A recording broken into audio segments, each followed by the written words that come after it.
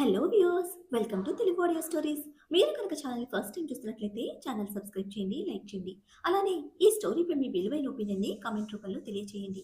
ఇక కథలోకి వెళ్దామా? ఎపిసోడ్పై మీ అభిప్రాయాన్ని కామెంట్ రూపంలో తెలియజేసి వీడియో రీచ్కి మరింత సహకరించగలరు. నా వైపు నుంచి చూస్తే విశ్వక్ శత్రువులా కనిపిస్తాడు. మయూరి వైపు నుంచి చూస్తే విశ్వక్ మంచి మనసు కనిపిస్తుంది. ఎన్ని సంవత్సరాల వాళ్ళ రిలేషన్లో మయూరి తన మీద అంత నమ్మకం పెట్టింది అంటే అది మాటల్లో చెప్పుకునే అంత చిన్న విషయం కాదు. చాలా గొప్ప విషయం. నా గురించిన బాధ మయూరికి ఉండకూడదన్నా తన మీద అభిమానమే నా మీద కోపంగా చూపిస్తున్నాడు అంటూ సహనంతో తన ఫీలింగ్స్ ఓపెన్గా ఎక్స్ప్లెయిన్ చేసి విశ్వక్ నుంచి ఏదైనా సరే తీసుకోవడానికి సిద్ధంగా ఉన్నాను అన్నారు పూర్తి అంగీకారంతో. తనకి కావలసిన ఆన్సర్ దొరికినట్టు ఐరా పాప సాటిస్ఫైడ్ స్మైల్తో ప్రొఫెసర్ని హగ్ చేసుకుని యూర్ ఆల్వేస్ మై బెస్ట్ గురు, తెలుసా నెక్స్ట్ ఏంటి అని టెన్షన్ వచ్చేసింది, ఒక్కసారిగా మొత్తం తీసేశారు అంటూ సిద్ధాంత్ని వదిలి thank you, me analysis always నన్ను కూల్గా ఉంచుతుంది. ఇప్పుడు ఇదే చల్లని బుర్రతో వెళ్ళి ఫస్ట్ మైత్రితో మాట్లాడాలి, నెక్స్ట్ బీస్ట్ సంగతి చూసుకుంటాను అంటూ కాన్ఫిడెంట్గా చెప్పి కదులుతూ ఉంటే ఫస్ట్ నీ పేరెంట్స్తో మాట్లాడు అంటూ సిద్ధార్థ్ వెనక నుంచి చెప్తూ ఉంటే దానికి నైట్ ముహూర్తం ఫిక్స్ చేసుకున్నాను అంటూ అరిచినట్టే చెప్పి ఉత్సాహంగా మైత్రిని వెతుక్కుంటూ వచ్చిన ఐరా పాపకి రుద్రతో కనిపించింది తను. ఇంతకు ముందున్న దిగులు ఇప్పుడు కనిపించలేదు మైత్రి మొహంలో. రుద్ర మాట్లాడుతున్నాడు కానీ మొహంలో రిధం మిస్ అవుతూ ఉంటే మైత్రి కోసం మేనేజ్ చేస్తున్నాడని అర్థమైన ఐరా పాప రిస్ట్ వాచ్లో టైం చూసుకుంటూ ఆంటీ వాళ్ళొచ్చే టైం అయింది, మైత్రి నార్మల్గా ఉంది, ఇప్పుడు బేస్ని కెలకడం వేస్ట్ అనుకుంటూనే దగ్గరికి వచ్చి ఆకలిస్తోంది అంది ఇన్నోసెంట్ పప్పి ఫేస్తో. అమ్మల యాక్టింగ్కి రుద్ర కార్నర్ లుక్తో కరిచేసేలా చూసి వెళ్ళిపోతే హా, మిస్టర్ మేధావి ఆన్ ఫైర్, ఎక్స్ట్రీమ్ లోతో పాటు ఎక్స్ట్రీమ్ యాంగ్రీ బర్డ్ రెండు భరించాలి అని గొనుక్కుంటూనే మైత్రిని చూస్తూ ఉంటే ఏం తింటావో చెప్పుదురా, చేసి పెడతాను అంటూ తెచ్చి పెట్టుకున్న ఉత్సాహంతో ఐరా పాప చేయి అందుకుంటే ఆ చేతిని తన భుజం చుట్టూ చుట్టుకొని మీ అన్నయ్యని కూల్ చేయడానికి ఏదైనా కావాలి, బట్ ఇప్పుడు కాదు నైట్కి అంటూ అల్లరిగా చెప్పి చేసి పెడతావా అంటూ అడిగింది అనుమానంగా. మీ డాక్టర్ అన్నయ్య గురించే మా అన్నయ్య టెన్షన్ పడుతున్నాడు, నీ మీద కోపంగా కూడా ఉన్నాడు, రెండింటిని మేనేజ్ చేసే మంత్రం నా దగ్గర లేదు, నేను స్వీట్ మాత్రమే చేసి పెడతాను, మాయ చేసే మంత్రం మాత్రం నువ్వే కలుపుకోవాలి అంటూ ముద్దు ముద్దుగా చెప్పిన మైత్రి బుగ్గకి ముద్దు పెట్టి ఈ మాత్రం సపోర్ట్ చాలు, మిగతాది నేను చూసుకుంటా కదా అంటూ లోపలికి తీసుకుపోయింది ఐరా. మయూరి ఫ్రెష్ అయ్యి రెడీ అవుతుండగా జ్యూస్ గ్లాస్తో వచ్చింది దుర్గి. లేత శనగపిండి సిఫాన్ శారీకి డార్క్ లీఫ్ గ్రీన్ కలర్ బ్లౌజ్తో పెయిర్ చేసిన మయూరి డ్రెస్సింగ్ స్టైల్లో 10 సంవత్సరాలు వయసు తగ్గిపోయినట్టే కనిపిస్తూ ఉంటే డ్రెస్కు తగ్గట్టే పెయిర్ చేసిన సింపుల్ లైట్ వెయిట్ జ్యువెలరీతో కాటుక దిద్దిన కళ్ళలో నింపిన కొత్త ఆశల తాలూకు సంతోషం మయూరి రూపాన్ని పూర్తిగా మార్చేశాయి. సంవత్సరాల తర్వాత ఇష్టంగా మయూరి తనకి ఇష్టమైనట్టు డ్రెస్ చేసుకోవడం చూసిన దుర్గి కళ్ళు చెమ్మగిలితే జ్యూస్ గ్లాస్ పక్కన పెట్టి ఎలా ఉన్నాను అంటూ అడుగుతున్న మయూరి కంటి కాటుక చిటికన గెలుతో తీసి తన చెవి వెనుక దిష్టి చుక్క పెట్టిన దుర్గి వేళ్లతో మెటికలు విరిచి నీ మొహంలో ఈ కాస్త సంతోషం చూసి ఎన్ని సంవత్సరాలైపోయిందో దీది, నువ్వింత తొందరగా సిద్ధు మీద నమ్మకం చూపిస్తావని అస్సలు అనుకోలేదు అంటూ కన్నీళ్లు పెట్టుకుంది దుర్గి. నా ప్రేమ మీద నాకు ఎప్పుడు నమ్మకం ఉంది దుర్గి, కానీ ఆ ప్రేమని డబ్బు కోసం అమ్మేశాడన్న కోపంతోనే ఇన్ని సంవత్సరాలు అది అంగీకరించలేని నరకంలో మగ్గిపోయాను. ఇప్పుడు అది నిజం కాదు అని సిద్ధు చెప్పాక నమ్మకుండా ఎలా ఉంటాను? తను సంతోషంగా ఉంటే తప్పు చేశాడని నమ్మేదాన్ని, నిలదీసేదాన్ని, అవసరమైతే చంపేసేదాన్ని. కానీ నా కోసం ఇంకా ఒంటరిగా నా జ్ఞాపకాలతోనే బతుకుతున్నానని నీతో స్వయంగా సిద్ధు చెప్పాడు కదా. తనకి అబద్ధాలు చెప్పడం చేత కాదు. మా ఇద్దరి మధ్య మాకు తెలియకుండానే ఈ ఆఘాతాన్ని సృష్టించిన శక్తి ఏదో ఉంది. నా కోసమే, నాకిచ్చిన మాట కోసమే సిద్ధు మెడిసిన్ కంప్లీట్ చేసి ఈ స్థాయికి ఎదిగితే నేను మాత్రం తన మీద కోపంతో నా జీవితాన్ని చీకటి చేసుకున్నాను. నా ప్రేమలో ఏం తప్పుంది అని ప్రశ్నించుకున్నానే కానీ తన ప్రేమ నన్ను ఎప్పటికీ వదలదని భరోసా పెట్టలేకపోయాను. నాన్న మాట మీద నమ్మకం ఉంచి ఆ చీకట్లో నేను ఏం కోల్పోయానో నీకు బాగా తెలుసు అంటూ మెలిపెడుతున్న కన్న పేగులు తడుముకున్న మయూరి కళ్ళు నీటి కుండల్లా మారిపోతే, బాధపడకు దీది, ఇన్ని సంవత్సరాలకి ఆ భగవంతుడికి నీ మీద దయ కలిగి నీ చుట్టూ కమ్మిన చీకటిని తొలగిస్తున్నాడు. సిద్ధుబాబు తిరిగొచ్చాడు. ఇప్పుడు నీ కన్నబిడ్డ కూడా నీ దగ్గరికి వచ్చేస్తుంది చూడు అంటూ దుర్గి నమ్మకంగా చెప్తూ ఉంటే, ఏమన్నావ్ అంటూ మయూరి ఎదురు ప్రశ్న వేస్తే క్షణం తడబడి తలదించిన దుర్గి అవును అన్నట్టు తల కదుపుతూ ఉంటే, దుర్గిని దగ్గరికి తీసుకుని గట్టిగా హత్తుకుంటూ, ఐరా తన పని మీద నన్ను మాయ చేసి వచ్చిందనుకున్నాను, కానీ తనకి ఏదో అనుమానం ఉంది. దాన్ని తీర్చుకోవడం కోసమే వచ్చింది. రుద్ర అందుకు సపోర్ట్ చేస్తూ ఉంటే వాడికి ఐరా సపోర్ట్ చేస్తుంది. ఇద్దరు మంచి జోడి. ఇది అని చెప్పలేకపోతున్నా కానీ రుద్ర ఏదో చేస్తున్నాడు. నా చుట్టూ ఉన్న చీకటిలో వాడు దేనికోసమో వెతుకుతున్నాడు. అయినా ఎందుకో వాడి దగ్గరకొస్తూ ఉంటే కోపం వస్తోంది. ఆ కోపం కూడా నాకు నచ్చుతోంది దుర్గి. వాడిని ఎదురుగా పెట్టుకొని గొడవ పడాలనుంది. ఇన్ని సంవత్సరాలు నన్ను వదిలేసిన సిద్ధుని కొట్టాలనుంది. ఇన్ని సంవత్సరాలు నా కోసం ఒంటరిగా బతికిన విశ్వక్ను తిట్టాలనుంది. ఇప్పుడే అనిపిస్తోంది దుర్గి, నేను కోల్పోయిన నా ప్రేమ గురించి ఆలోచిస్తూ విశ్వక్ జీవితాన్ని నాశనం చేశానని. నా తప్పుకి క్షమాపణ ఉంటుందా అంటూ కుమిలిపోతూ అడిగితే, సాగం జీవితం చూసేశాక ఏంటిది చిన్నపిల్లలా మాట్లాడతావు అంటూ మయూరిని ఊరడిస్తూ విడిపించుకున్న దుర్గి, నీ తప్పు లేకుండా నువ్వు పెళ్లి రోజునే చెప్పావు. సారు అన్నిటికీ ఇష్టపడే ఒప్పుకున్నారు. ఆ గౌరవం, ఆ విలువ నువ్వు ఎప్పుడూ ఎక్కడా తగ్గించలేదు. నువ్వు మోసం చేస్తే తప్పు చేశానని బాధపడాలి. ఇక్కడ నువ్వు ఏం మోసం చేయలేదు.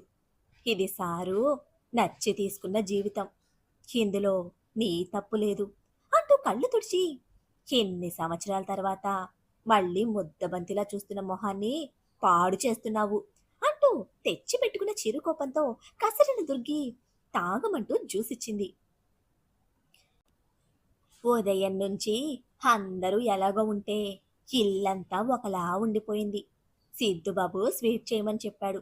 రాత్రి కన్నా అందరం కలిసి భోజనం చేద్దాం అంటూ చెప్పి దుర్గి వెళ్ళిపోతే, ఇన్ని సంవత్సరాలు మా ఇద్దరి మధ్య దూరాన్ని సెలబ్రేట్ చేస్తున్నావా, ఇప్పుడు దగ్గరయ్యామని సెలబ్రేట్ చేస్తున్నావా అని ప్రశ్నించుకుంటూనే జ్యూస్ కంప్లీట్ చేసిన మయూరి అంతం ముందు నిలబడి చెదిరిపోయిన కాటుక టిష్యూతో సరిచేసుకుంది.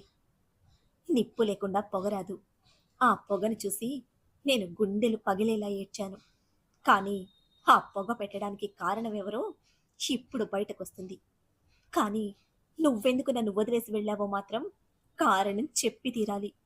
ఒక్కసారన్నా నా ఎదురుపడి ఎందుకు నన్ను అడగలేదో ఆన్సర్ చెప్పాలి సిద్ధు అంటూ బలంగా నిర్ణయించుకుని విశ్వం కోసం వెళ్ళింది మయూరి. పెద్దవాళ్ళతో బోర్ కొట్టిన కావ్య వెతుక్కుంటూ మైత్రి ఐరా కోసం వెళ్లడంతో ఇక గార్డెన్లో ఒక్కడిగా ఉన్న సిద్ధార్థ్ దగ్గరికి ప్రమోద్ వసుధ గారు కూడా వస్తే, ఆ వెనకే కాసేపటికి చల్లగాలి కోసం బయటకు వచ్చారు కూతురు అల్లుడితో కలిసి దమయంతి గారు. ఇంటిలో ఉన్న ఇరుకుదనం బయటకు రాగానే వదిలేసినట్టు అందరిలో ప్రశాంతత చేరితే కూర్చొని మాట్లాడుకుంటున్న అందర్నీ విశ్వక్ రూమ్ విండోలో నుంచి చూస్తోంది మయూరి. బయటకు వెళ్తే పట్టు చీరలు, ఇంట్లో ఉంటే మెత్తని నేత చీరలు మాత్రమే కట్టుకునే మయూరి పెళ్లి తర్వాత ఎన్ని సంవత్సరాలకి మొదటిసారి జాలువారే షిఫాన్ శారీలో, అందులోనూ పచ్చరంగు ఒంటి మీద వేయడం విశ్వక్ ఆలోచనలకు పదురు పెడుతూ ఉంటే మయూరి ఫీలింగ్స్ అబ్జర్వ్ చేస్తూనే, ఏమైనా మాట్లాడాలా అని అడుగుతూనే ఎలక్ట్రిక్ వీల్ చైర్ని విండో దగ్గరికి నడిపించారు విశ్వక్. కావ్య ఐరా ఫ్యామిలీ మెంబర్స్ అంతా సిద్ధార్థ్ చుట్టూనే ఉంటే, మొదటి నుంచి ఇలాగే ఉండేవాడా అంటూ సిద్ధార్థ్ మీద కళ్ళు నిలిపి అడిగారు విశ్వక్. ఆ ప్రశ్న అడిగినందుకు గాను ఓసారి విశ్వక్ ని చూసిన మయూరి విండో నుంచి చూపులను తిప్పుతూ, చాలా తక్కువ మాట్లాడతాడు, కానీ మాట్లాడే ప్రతి ఒక్క మాట ఎదుటి వాళ్ళని కట్టిపడేసేలా ఉంటుంది. ఎదుటి వ్యక్తి మూడ్ని బట్టి, అవసరాన్ని బట్టి ఏది చెప్పాలో అదే చెప్పడం సిద్ధుకి అలవాటు అంటూ చెప్పిన మయూరి కిటికీ నుంచి దూరం వస్తే, సిద్ధార్థ్‌కి గ్రీన్ కలర్ ఇష్టం కదూ! అంటూ నీరెండ కిరణాల్లో మెరుస్తున్న హరితవనాన్ని చూస్తూ ప్రశ్నించిన విశ్వక్‌కి మయూరి నుంచి ఆన్సర్ లేదు. తనకి కార్నర్‌గా ఉన్న యాంటిక్ గ్లాస్ పీస్‌లో తన ఒంటి మీద మెరుస్తున్న నిండు ఆకుపచ్చ రంగు మీద కళ్ళు నిలిపితే, సైలెన్స్‌కి తిరిగి చూసిన విశ్వక్‌ని మయూరి మౌనంగా కళ్ళతోనే ప్రశ్నిస్తూ ఉంటే, నీ మనసు మార్చి నిన్ను సంతోషంగా చూసుకోమని చెప్పారు మావయ్య గారు. అందరూ కృష్ణుడికి బ్లూ కలర్ ప్రిఫర్ చేస్తారు. లేదా గోల్డ్. కానీ నీ మనసు ఆరాధించే కన్నయ్య విగ్రహానికి నువ్వు పచ్చరంగు పట్టుబట్టలు తీసుకున్న రోజే అనుకున్నాను. నీ మనసులో పచ్చరంగుది ప్రత్యేక స్థానమని. పెళ్లి తర్వాత ఏ రోజు నీ ఒంటి మీద పచ్చరంగు చూడలేదు.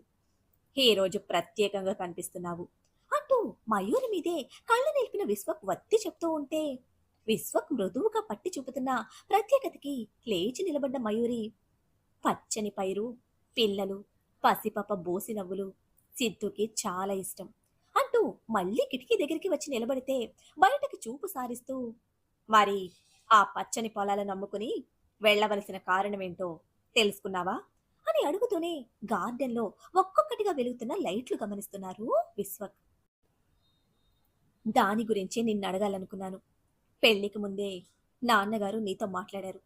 కానీ నన్ను బాధ పెట్టడం ఇష్టం లేక నువ్వు ఆ విషయం నాకు ఇప్పటి వరకు తెలియనివ్వలేదు. అలాగే ఇది కూడా నీకు తెలిసినా నాకు తెలియనివ్వకుండా ఉంచితే ఇప్పుడు తెలిసేలా చెప్పు.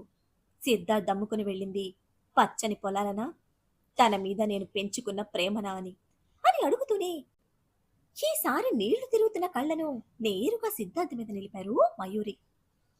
అప్పుడే ఐరా, కావ్య, మైత్రి ముగ్గురు గార్డెన్లోకి వస్తే ఫ్రెష్ అయి వచ్చిన ఉత్సాహం వాళ్ళ మొహాల్లో కనిపిస్తూ ఉంటే, ఐరా వసుధ గారి పక్కన చేరితే మైత్రి ప్రమోద్ గారి పక్కన, కావ్య దమయంతి గారి పక్కన బంధాన్ని పెనవేసుకుని కూర్చున్నారు. వాళ్ళు నమ్మిన బంధంలో వాళ్ళు చాలా సంతోషంగా కనిపిస్తూ ఉంటే, వాళ్ళని చూస్తున్న మయూరి గారికి తండ్రితో తన సాన్నిహిత్యం గుర్తుకొచ్చి కళ్ళల్లో కన్నీళ్ల సుడులు తిరిగాయి. ఆ రోజు డైనింగ్ టేబుల్ దగ్గర వంశం, రక్తం, ప్రతిష్ట అని రుద్రం మాట్లాడుతూ ఉన్నప్పుడు వాడిలో నాన్న కనిపించి ఒక్క క్షణం కూడా భరించలేకపోయాను అంటూ చెంపల వార జారుతున్న కన్నీటిని తుడుచుకుంటూ విశ్వక్ మీద కళ్ళు నిలిపిన మయూరి, నీకు నా ప్రతి ఎమోషన్ తెలుసు కదా అంటూ సూటిగా ప్రశ్నిస్తే, "ఉమ్, సంవత్సరాల నుంచి చూస్తూ ఉన్నాను, అర్థం చేసుకోగలను" అంటూ సూటిగా మయూరిని చూస్తూ చెప్పి చూపు తిప్పిన విశ్వక్, ఊరిలో చాలా కథలు వినిపించాయి సిద్ధార్థ్ గురించి. అందులో విన్నాను పొలాలు అమ్ముకుని వెళ్ళిపోయాడని. మావయ్య గారు ఏ రోజు చెప్పలేదు సిద్ధార్థ్ తనకి నచ్చలేదు అని. అంతా పోగొట్టుకొని మిగిలింది అమ్ముకొని పోవటం ప్రతి ఒక్కరూ చేస్తారు. అయితే ఒక్క మాట నీకు కానీ లేదా మావయ్య గారికి కానీ చెప్పి వెళ్ళుండాల్సింది అంటూ మామగారిని ఆనాటి పరిస్థితిని సమర్థించారు విశ్వక్. మన పెళ్లి తర్వాత 2 సంవత్సరాలు నేను కాగ్రా వ్యాలీలోనే ఉన్నా. ఎందుకు అని నువ్వు ఒక్కరోజు కూడా అడగలేదు. అప్పుడు కూడా నాన్నగారు నీతో ఏదీ చెప్పలేదా అంటూ మయూరి మళ్ళీ గుచ్చి గుచ్చి ప్రశ్నిస్తే, తిరిగి వచ్చేసరికి నీ ఆరోగ్యం, నీ మనసు సర్దుకుంటాయని చెప్పారు అంటూ మళ్ళీ సమర్థించడానికి విఫల యత్నం చేసిన విశ్వక్ ఈసారి మయూరిని మాత్రం నేరుగా చూడలేకపోయారు. కారణం నీకు తెలుసు విశ్వక్, నాన్నగారు నిన్ను నమ్మారు.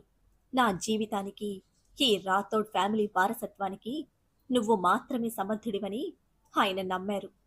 నన్ను బాధ పెట్టకూడదని ఏ రోజు నువ్వు ఆ ప్రస్తావన తీసుకురాలేదు, నన్ను ప్రశ్నించలేదు. కానీ నాన్నగారు నీకు చెప్పే ఉంటారు, నేను సిద్ధార్థ్ని కేవలం ప్రేమించలేదు, నా ప్రాణం అనుకున్నాను, నా జీవితం అనుకున్నాను. అందుకే ఆ ప్రేమని పంచుకున్నాను. ఆ ప్రేమ నాలో ఊపిరి పోసుకుంది. కానీ సిద్ధు అప్పటికే నన్ను, నా ప్రేమని తక్కెటలో పెట్టి దొరికినంత డబ్బు తీసుకుని వెళ్ళిపోయాడని నాన్నగారు చెప్పడంతో పాటు వ్యక్తిత్వం లేని ఆ మనిషి రక్తం నాలో పెరగడానికి ఒప్పుకోలేదు.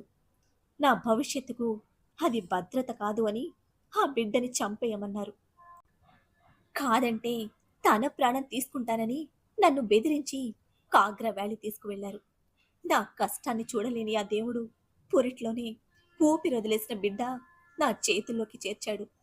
నా కళ్ళతో చూసి నేనది నిజమని నమ్మినా తట్టుకోలేకపోయాను. ఆ దుఃఖాన్ని దిగమింగడానికి మరో సంవత్సరం పట్టింది అంటూ ఆ దుఃఖం తెరలతో మయూరి నెమ్మదిగా చెప్తూ ఉంటే చూస్తూ ఉన్నారు విశ్వక్. విండో క్లోజ్ చేసి కర్టన్స్ పూర్తిగా కవర్ చేసిన మయూరి విశ్వక్ని చూస్తే, మావయ్య గారు ఏది చేసినా నీ మంచి కోరే చేస్తారు అంటూ మళ్ళీ అదే నమ్మకంతో విశ్వక్ చెప్తూ ఉంటే, కళ్ళు కూడా తెరవని బిడ్డని పొరిట్లోనే తల్లికి దూరం చేయడం ఏ తండ్రి చేయడు విశ్వక్ అంటూ సూటిగా తండ్రి మీద విరిగిపోయిన మనసులోని బాధ కళ్ళలో నింపి తెగేసినట్టే మయూరి చెప్తూ ఉంటే, మావయ్య గారిది అటువంటి చిన్న బుద్ధి కాదు అంటూ ఇంకా ఆ తండ్రినే సమర్థిస్తున్న విశ్వక్తో, 7 సంవత్సరాల క్రితమే తెలిసింది నన్ను కన్న తండ్రి ఎంత పెద్ద మనసు కలవాడో. నాలో ప్రాణం పోసుకున్న నా బిడ్డని చంపమన్నందుకే చచ్చే వరకు ఆ మనిషితో మాట్లాడలేదు. అటువంటి తండ్రి నా బిడ్డను నాకు కాకుండా చేశాడని ప్రాణం పోకముందే తెలుసుంటే నా చేతులతో నేనే చంపేసేదాన్ని. కానీ చచ్చిపోయి బ్రతికిపోయారు. ప్రేమించింది నేను, మోసపోయింది నేను, గాయపడింది నేను. నా బిడ్డ ఎవరికి ఏం అపకారం చేసిందని, నా నుంచి దూరం చేశాడని కత్తి ఆ మనిషి గుండెల్లో దింపి అడిగేదాన్ని. కానీ అందుకు కూడా అవకాశం లేకుండా చేశారు. కనీసం పుట్టింది ఆడబిడ్డ మగబిడ్డ అని కూడా తెలియకుండానే ఎన్నేళ్లు బతికేశాను. ప్రతిసారి నేను ఆగ్రా వెళ్ళేది దూరమైన నా ప్రేమను చూసుకోవడానికి కాదు విశ్వక్. నా కళ్ళతో ఇప్పటి వరకు చూడలేని నా బిడ్డని తిరిగి చూడాలన్న ఆశతో వెళ్తున్నాను. ఇప్పటికి కూడా నా బిడ్డను నేను చూసుకోలేదు. కానీ ఖచ్చితంగా చెప్తున్నాను, ప్రపంచంలో ఏ మూల ఉన్నా నా బిడ్డని ఈ హవేలీకి తీసుకొస్తాను. పరువు, ప్రతిష్ట, కులం, వంశం అంటూ నా బిడ్డను నాకు కాకుండా చేసిన ఈ రాథోడ్ వంశానికి వారసత్వంగా నా బేబీని అందరికీ చూపిస్తాను అంటూ కన్నీళ్ల ఆవేశంతో మయూరి బలంగా చెప్తూ ఉంటే, ఆ కన్నీటి వెనక ఎన్ని సంవత్సరాలు మౌనంగా ఉండిపోయినా మయూరి ఎమోషన్ అబ్జర్వ్ చేస్తున్నారు విశ్వక్. నన్ను నేను ఈ పంజరంలో బంధించుకొని అన్ని బరువులు బాధ్యతలు నీ మీదే వదిలేశాను. దానితో పాటు ఈ ప్రెషర్ కూడా ఇవ్వకూడదని ఇప్పటి వరకు చెప్పలేదు.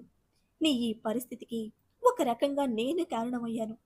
ఇక మీదట అన్నీ నేనే చూసుకుంటాను విశ్వక్. ఎలా అంటే ఖచ్చితంగా చెప్పలేను. కానీ ఏదో తెలియని శక్తి నా చుట్టూ ఉందన్న బలమైన నమ్మకం నాకుంది. ఇక మీదట నువ్వు ఎటువంటి ప్రెషర్ లేకుండా ప్రశాంతంగా ఉండాలి. ఇప్పటికన్నా నా మాట కాదనకుండా మంచి అమ్మాయిని చూసి పెళ్లి చేసుకోవడానికి ట్రై చేయి. ఇప్పటికీ మించిపోయిందేమీ లేదు.